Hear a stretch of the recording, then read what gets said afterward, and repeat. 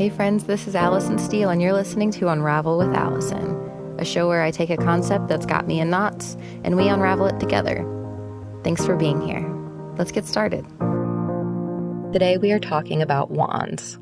Wands like in the tarot deck is what inspired me for this, so that's where we're going. Straight to the tarot deck, right or wait, get on board. So, what got me started with this in particular, I've been kind of going through it lately, and I am having a really hard time deciding what to do next because I keep readjusting what next means. As in, it's not the actual next thing I have to do, but the next goal that I have to accomplish, the far out stuff that needs addressed. And to just sit and wait for opportunities to come is not realistic. To opt into opportunities that I'm not interested in is also unrealistic. So then what do? I can't sit and wait and watch my life to go by. I have to participate. That's kind of how I ended up in school. And I have been reaching out to people that I am interested in talking to, interested in working with, interested in playing with. And I've been getting opportunities to do more of that, which is awesome. And I love being a part of it. But then there are those other things like not making money and not supporting my family when I'm used to doing that. When I got my W-2 this year, I had just looked at the number. I made $16,000 and change this year. And I just gulped. I'm like, I am used to that six being on the other side. I'm used to making at least $60,000 a year. It's better this way. I'm better this way. Not forever, but for right now, it's better this way. And I know it because I feel it. And what I'm learning and what I'm doing is leading me towards better opportunities. And I am so anxious for them to arrive that it is very hard to continue on and putting the work in when I'm not financially benefiting from it, even though I'm not doing it for the financial benefit. The relationships that I'm creating, the people that I'm participating with, the life that I'm living now is eons beyond what I ever expected. And I'm working with exactly what's right in front of me and doing my next right thing, and my life feels better. But being realistic about those long-term goals, what I want to provide for my family and what I want to offer my lifestyle, it is not cohesive with my current behavior. And I can acknowledge that and know it and still not exactly do anything directly about it. And it is hard because I know the bootstrap work. I know how to make money, and I'm really good at it. And I hate myself when I do it the way I know how to do it well. So I'm playing with fire here. That's why I felt so deeply connected to the wands. But what sparked my interest today particularly, a couple people near me have just had people pass away in their lives. And that didn't involve me, but it felt heavy on my heart sharing that space with them.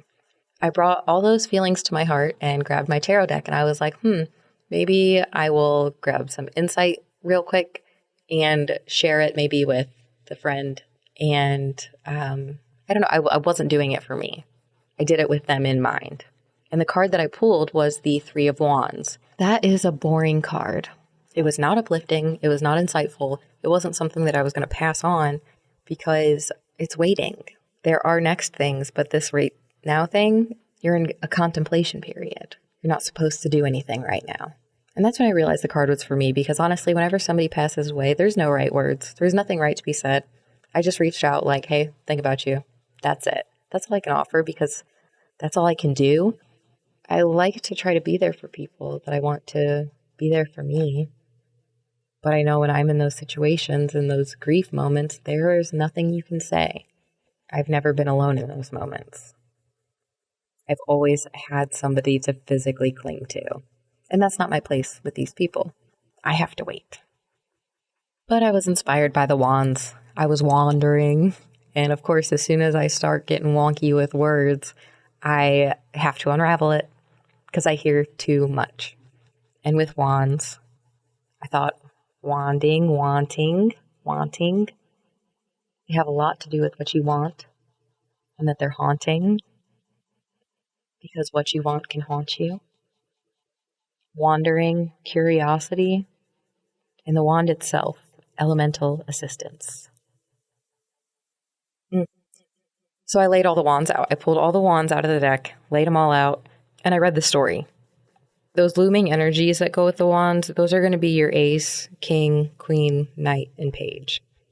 So we're going to go over wands first, because wands themselves are like a primal energy. They're inspiration, ambition, expansion. The wands depicted in the Rider-Waite tarot deck are like branches. They're sticks. They're like long, skinny sticks, and they have sprouts. So they've been cultivated to an extent. And throughout each picture, like those sprouts are still there. They've never, they're not like demolished in combat. They never actually catch on fire, even though they are wood.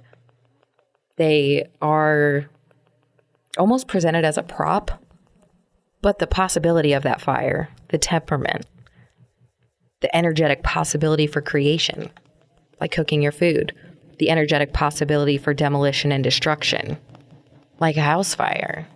And what puts out a fire? Water. So for me, the wands are wandering like, what else is there? What else can I do with this? It's the what else. And the waters are what put out the fire. And even though we think water like wet water, this is more like what-ers. People who, or aspects of yourself that are questioning what else? All of those, what am I doing this for? Why are they saying this? Why are they doing that? Why did I do that when I know better? Why do I continue these behaviors? Why can't I fix this? Why can't I fix that? All the whys you ask yourself make you wise, give you wisdom.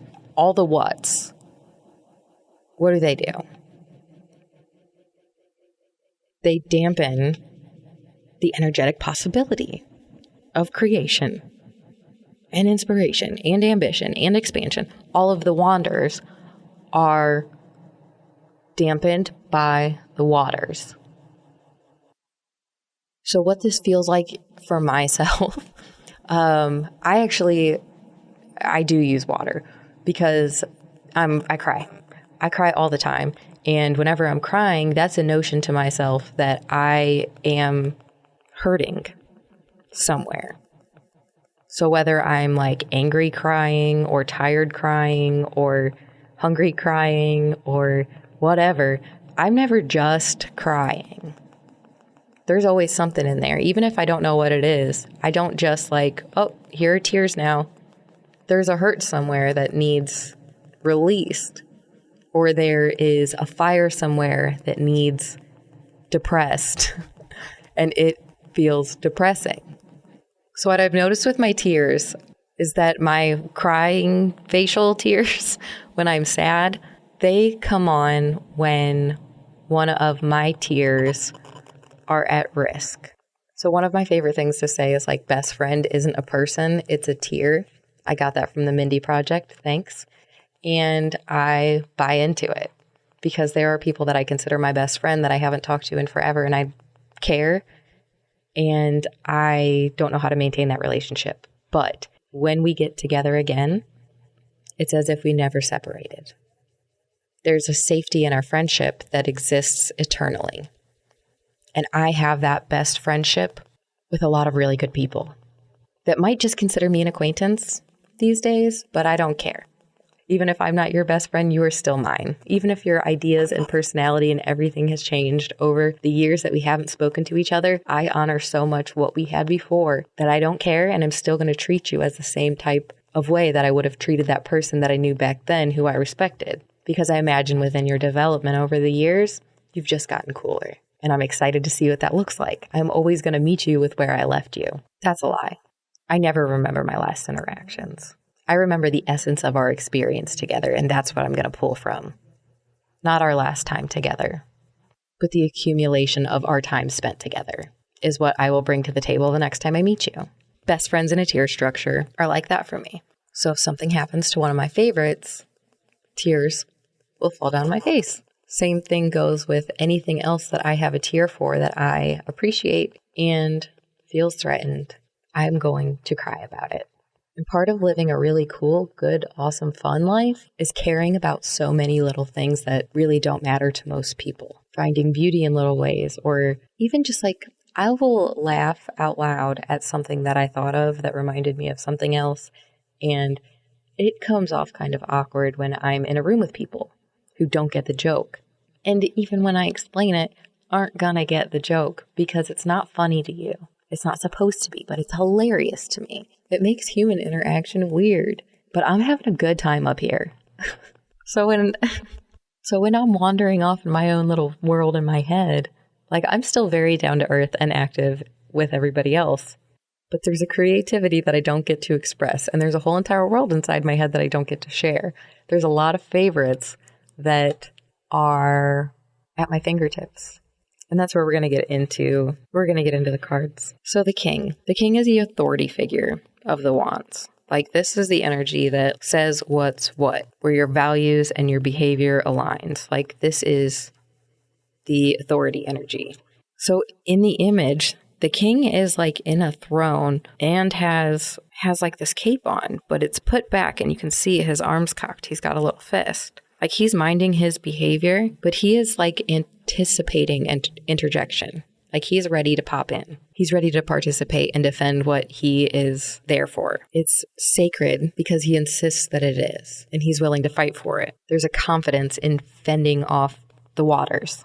But he's not relaxed. He's not at ease. He's not like poised. He is, I don't even say like predatory because it doesn't look like he's about to leap, but he will if he has to. It actually looks like he'd rather not, but he's willing to. Now the queen, this is the energy of how your beliefs are going to influence this energy. And to me, this is like distributing the sacred. She's comfortable. She's draped in all yellow. Like she is very comfortable where she's at. She's holding a sunflower in one hand and a wand in the other. And there's sunflowers depicted on the chair on the throne that she's sitting in. So it's like in real life and an image all together surrounding her. Like she has these idols outsourcing her. She's surrounding herself in what she knows and grows because that sunflower didn't come from nowhere. Like that was grown and now it is held. So she's practicing the what else and doing both. And then having done both, surrounded by the manifestation of it all. She's sacred by creation, not by insistence. She's deciding what's sacred and choosing for herself. Now the knight represents motion, flames, danger. The knight represents motion.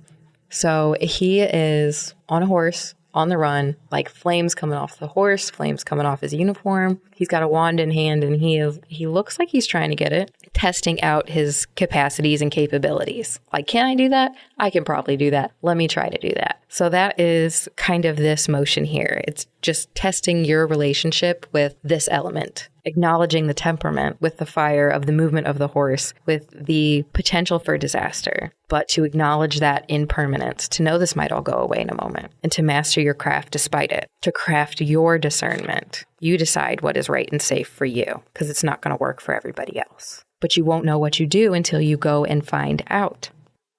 And the page is like the messenger. This delivers what else questioning. So the page is standing there with a wand. But in the back, you'll notice 3 pyramids. And they're not too far off in the back. Like they are near. And when I sit and think about pyramids, I am thinking about being amid your peers. That's probably where people flock to, is that area. That is where you are going to be amid your peers. So the page is delivered away from the pyramids. So to me, this is like questioning inclusion among the peers, distancing yourself from peers, encouraging you to consider that dichotomy with your social groups. What else? Back to the knight with the flaming horse, the whole thing. There are pyramids in that image as well. And they are even further than with the image with the page. And by the time you get to the queen card, the 3 pyramids are still in the background, but they lose definition. Like they are like 3 triangles. They don't look like anything. They don't have details. They lost their definition. They are 3 yellow triangles. So this isn't saying to distance yourself necessarily from your peer group, but I think that it is, the energy of the wands is to question your creativity and what aspects that are self-sourced that maybe you can offer the group. But either way, it's a look inward at yourself and your relationships to your temperament and your creativity. So the ace card, gray background. The aces are the alphas. Like they're number one. They're the introduction. Aces in a deck of cards normally are also an 11. So it is the beginning and the end. It is the initiation. It's both, but right now you just get one. So we start with the ace, your primary element. A hand from the clouds offers you a wand. On this gray backdrop, you see the wand, you see the sprouts, you see possibility. So the next card, number 2, carries that same gray color, and there's a wand on either side. There's a man facing outward, so you see his backside, and he has one hand on a wand, and in the other hand is a globe. He has the world at his fingertips, and he's looking out beyond as well, like he is on a balcony where he can see land beyond where he's standing. The entire world at your fingertips. But between those two wands, it signifies that it will be delivered within your framework. And here is where you are planted. Here's what else is available. So we go to card number 3, yellow. Changes have been made. This is a reflection period. You're seeking direction. You've already been somewhere, decided here. Now you're here, overlooking. Like when I say everything is yellow, there is an entire body of water with ships on them that are catching the glare from the sun and turning the waters yellow to where I didn't recognize them as waters. Everything is yellow. Everything is possible. And this light surrounds everything that you can see. There are sailboats in the waters. Things are happening around you. This is like, probably the reason I didn't like this card is because it suggests waiting, but also it has that feeling of like looking out your window in the morning when you're groggy and somebody's jogging. What else? Like, it makes you wonder. There are changes to be made. There are other things to look at, and there are other things to try. And that launches you into card number 4, which is also just as brightly yellow. And the wands in this card are again framework. 2 on either side. There's a garland of flowers that run across the top. And within the framework, you see 2 people with bouquets thrown up in the air. This is celebratory. And there's like intentional direction, intentional staging. Things were put up this way for a reason. It isn't happenstance. There is an event happening, a platform for celebration. There's a castle in the distance, like nearby. Like, you know, this is a thing. This is an event. It's not a performance, but it is the platform for celebration. It is the celebratory aspect. This is at the wedding. This is taking part in the celebration. So like the thing has been created, we have tried new things, and we are having a good time. This is the worthwhile part. This is the stuff you want to get out of it. This is ceremonial, intentional, welcomed, enjoyed, celebrated, fun, exciting. And then instantly we go to the 5th card, blue. From now, throughout the rest of the deck, the backdrop is blue. Clear skies running now till the end. Now what happens to the wands here? It's like it goes in a completely different direction. You see 5 men all circled, all huddled around each other, holding wands up in the air at different angles, and it looks like potentially combative, definitely like awkward and wonky though, like not stable. And if we look from ceremony to now, it looks like dismantling. This takes me to when I worked at an outdoor amphitheater, and we had concerts that would come through all summer. So I was in charge of food for one area, and that's what I did. But when there was other things to be done, or I needed assistance or backup product or whatever, you would call in a runner. And the runners would like take their little golf cart around and just do all of the gopher work. I need this. They would give me that. And they kind of just bounced around all show. But at the end, they also dismantled. So what might have been a beautiful, mind-blowing concert experience for someone is like just another day at work for these kids. They're like 18 years old and goofing off and having a blast. But then they're also at work. But depending on your perspective, it's like blasphemous how much fun they're having. It's the rediscovered element. It's the physical application. And it's the folly among the group. Because what is sacred to one is not sacred to another. Does that matter? It does to me when I'm working on a project and a kid comes and takes my yarn and throws it across the room. That yarn is sacred to me, and I care about the project I'm working on, and I'm furious typically. I try really hard to make things not sacred, to have a go with the flow mindset, or when shit does hit the fan, to just like, okay, it is what it is. Things are just things. But sometimes I am so angry. Sometimes I am so heartbroken that I don't even want to try anymore. Like, I will convince myself that I hate caring about things. And it's not true. I love caring about things, but that's the part that's hard here, is that to put everything on such a high level, to put it on that top favorite tier when it is threatened, not from others, but from my waters. Like, I get that initiation. My tears will flow when my tiers of favoritism and preference are threatened. So I've gotten very comfortable with my life not having preferences because I cry less, but I can do more. But then I don't get to develop my creativity, and I only get to develop my thoughts with myself. And then I'm struck with these moments that I share thoughts with people that are beyond what they're willing to take in. And it kind of breaks my heart. In class recently, I brought up how there are people living right now on this planet, grown adults, fully normal, otherwise human beings, that do not eat food. They live on water and sunlight. And it's not recommended, obviously. And it is a total anomaly. But it exists within our plane whether or not you want to believe it's real. And I didn't present it that way. I presented it in a way that said, this does exist within our field. There are people that have this ability, and I think that science should be focusing on that side, that we should focus our efforts toward the anomalies that would be more beneficial than maintaining the structures that we have in place. So like world hunger maybe won't be an issue in 20 years if we can figure out the secret to living without food. And all of that wasted money, production, water, resources, human energy that goes into maintaining these energetic resources, like what a waste of energy we have made over the years if we don't actually need this. To consider that humans don't need food has to be stupid. We know about starvation. We've been told all of our lives about the starving kids in Africa.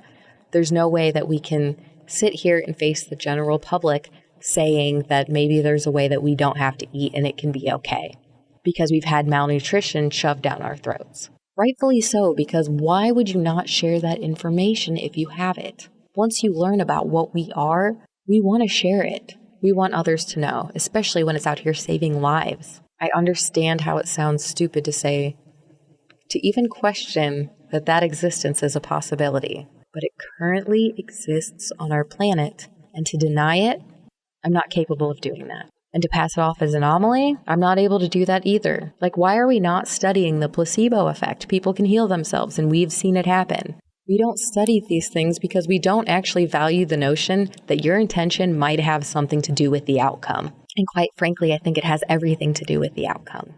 Not just your intention, but the intention of those around you. It makes a difference.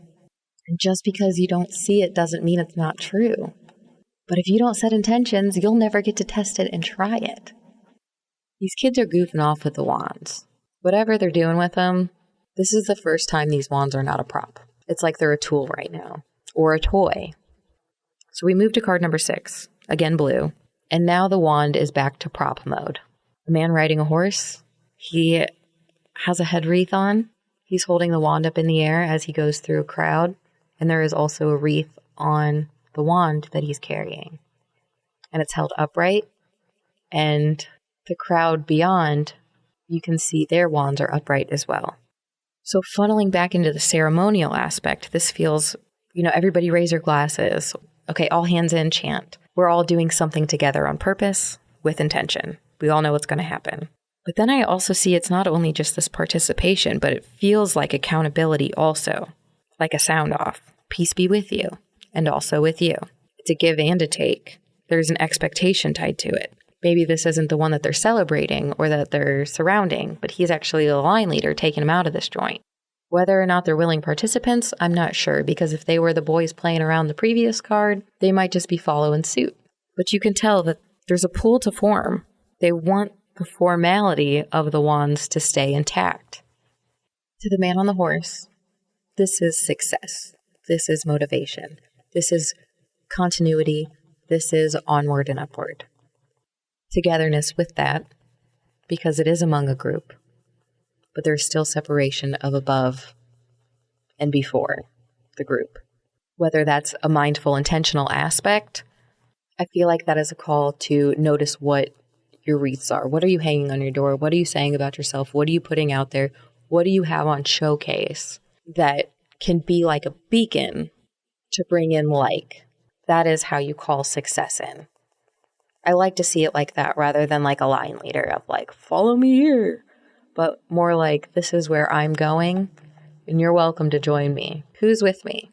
That's the vibe I kind of catch from this one more than like the punk schoolboys. But it is an offering of who's with me because I am successful and I am going to go continue this. Which is sad because the next card is just the wands and the man. And the wands seem to be in the ground or left behind. He's the only one with them. And he isn't happy. Honestly, the first words that came to mind with this was fragile masculinity. The masculine aspect is that king, the authority figure. Like you kind of expect the masculine to be the heated aspect here. But the fragility doesn't come into like that masculine fragility type thing. It's more about like the durability of the aspect of the wand itself. It's like glittering gold to this dude right now. Like something that is important and sacred to him that you just left out overnight to get rained on. Like that's the anger that I feel in the summertime when we're outside playing all day.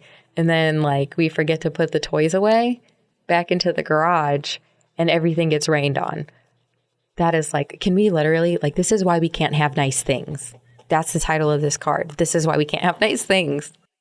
It takes into consideration the fragility and the durability. It delivers frustration and disgust and disheveledness. Is what happens when things are unguarded and unaccounted for. So then the next card is pretty wonky. The 8. Again, the backdrop is blue. The grass is green. And here are 8 wands coming in from the left at a downward diagonal direction. This is a call to question perspective because they're not in the ground. They're not, you saw the 5 guys being all wonky with them. Like, you know that they're not easy to control. So to have them all come in at that direct angle to be present in your field, you have to question perspective because you can't see the other end. Whatever you think is happening on the other side is potentially absurd or doesn't make sense, but you have to question that perspective because it doesn't present itself in that way normally. Like it can't just be sideways in the air. Something else has to be happening. Again, whether it's somebody holding it or a prop, whatever. It could be leaning against. No, it couldn't even be leaning against something because the bottom portion isn't at the ground. It could be a snapshot of a mid-drop. It could be constant falling action. But the important thing to also note here is the alignment and the order of the structure. Actually, again, there is no structure. There is alignment and order with no structure. It is angled and intentional. It is figured with purpose. It is sacred in that you just have to love what you're seeing because you're seeing it. If you want to figure it out, what else, you can consider the perspective. But you can look at it and get inspired by it and saying, what else can we do with this? It's like art. It's like the movie trope when they're in a art gallery. And somebody goes, oh, I could do that. But are you? Are you doing it? Could you actually do it? And if you could do it and it was that easy, why aren't you? It brings you no purpose. Like until you actually sit down and do the thing, you don't understand how not easy it is, but then again, how also easy it is. But it's sacred in its own right because it exists right there in front of your face, just as confusing as ever, still within your field, and it's still up for consideration. Maybe you wonder if you can do that yourself, or you wonder how they got it like that, and you want to find who put it like that. Or you just think it's a drop, and you think, oh gosh, it's happening right now. Like when you play pickup sticks, and you got them all in your hand, and you just... You got to play where they land. So maybe it's the anticipation of the landing. Either way, something is initiated within you, sparks within you of how did that happen? What else is there? Or this is so cool. Can I make something like that? What else? Quick developments, like engulfed by inspiration. We get a little grumpy in the 9s. The 9s are like boundaries. So there's a platform. He stands on the platform with a wand in his hand, like he's on guard, standing his ground, because behind him are the rest of the wands standing up, posted into the ground. So it's like there's a physical wall boundary there, made up by these wands, and the man has a head wound that is wrapped. And I can't help but just see it as insisting upon your boundaries. And I would use it as a platform to question your boundaries rather than insist on them. It's like he feels he needs to protect those boundaries and to insist on them and to keep them upright and ordered out of fear. That bandage is on his head for a reason. He is in need of safety and protection. And with those wands being the sacred ceremonial piece, his safety prop, he sets up a boundary of safety and guards it and protects it, and he's suspicious and anticipating it being taken from him. He's guarding it with his life, and nobody is coming to take it. But he is still standing there and on guard, and he is the only one there. Nobody is coming for it. It's this defensiveness. It's offense. It's defensiveness without the need for it. And persistence. Until you do something else, you're going to be standing there. And there was a moment when you were between that number 2 card, when you were between the framework of those 2 wands with the world at your fingertips. And you couldn't wait to do anything else. So why are you surrounding yourself in the same? You have more, but it's still the same. And the 10 is a different man carrying away the bundle of sticks. His back is turned and you see him kind of walking toward the city. And whether there was some big upheaval, some big breakdown, that fight really did happen, whatever. For whatever reason, this man has the bundle of wands. It's out of your hands, literally. It's in his now. He's taking this from you. Or he's supporting you and removing this from you. However it was removed, maybe you did have to fight for your life, or maybe you asked for support, or maybe you just donated it. Either way, when it comes to your creativity and your fire aspects, those can't stay in your system. They're not meant to be maintained. Boundaries, sure, I get it. I'm not saying don't protect yourself, but remember what you can create too. Don't get stuck in that protection zone because you can make anything. You can start anything, and you're probably not going to be good at it, and that's okay too. I was only brave enough to start painting because my kids were painting and it didn't matter. But if I were going to sit down and try to paint something, no way. I have such a good idea for painting, guys. I really want to paint a picture of Al Gore playing the drums. I have been thinking about this for weeks, and I really want to do it. I really don't want to do it. I don't want to paint people. I don't want to paint things. I like doing blobs and making messes. And I'm really not inspired enough by myself to make this thing. But I think it'd be really funny to name it Algorithm. And that's why I want to paint it. And maybe one day I will. But this is maybe just me putting it out into the universe if anybody wants to do that. So even though I started with the wands because I pulled that 3 of wands today, that what else question comes in my heart typically from a state of lack. But when you start wanting, you start wandering, these are the energies attracted within that journey of curiosity and creativity and inspiration and expansion. There is resistance. There is trial and error. You learn new things and you do them better. Or you learn new things and you stick to your preferred method. But you get to understand other people better along the way. You get to try out other options along the way. You can say, I've done this. I've tried that. You're more relatable. And not in a way that people will accept you, but that you will be able to accept way more people the more that you choose to experience yourself. You open up your network with every single move you make, with everything you do that is different. You are creating new stories to share with others. You are creating new platforms that you don't have to, that's not the hill you have to die on. It's just some place you get to stand for a while. And there is nothing wrong with going through phases. And even if you don't see it as a phase, it's okay to say, this is just what I'm doing right now. And it does not have to make sense to anybody else. You don't need to worry about the other waters. They can want all they want. But for you to maintain your waters, you're the one that has to navigate your waters. And to acknowledge the what, that releases the floodgates. So yeah, there are some boundaries that I keep up. There are some conversations that I do not participate in. But it's only when my authority is questioned. I can talk about anything on the planet, typically, but myself to other people. Because I have gone a lifetime of devastation in noticing. I never seem to appreciate what people notice about me. I'm starting to because I'm doing better things and I'm getting called out for cooler stuff. But to connect with this wand energy, there's encouragement to influence your reality with your authority, to insist on your authority, and to display it in your values. You display your values through your behavior. You influence your environment because your beliefs are your truth. And when you bring that to a new situation, you influence your environment. But you influence your beliefs by participating with other environments. You have to keep communicating. You have to keep doing. You have to keep trying. You have to keep being. We all have the energy of the wands available to us. We can stand guard. We can take action. You can do a whole lot of things. But doing nothing is detrimental.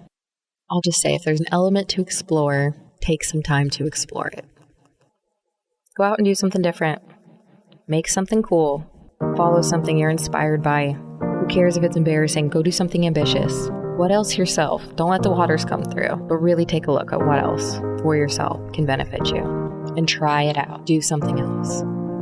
Thanks for listening to another episode of Unravel with Allison. If you have any feedback, questions, want to chit chat, or stay up to date on new releases, follow me on Instagram at Allison K. Steele. Let's keep in touch. Again, thanks for listening, and I'll catch you next episode.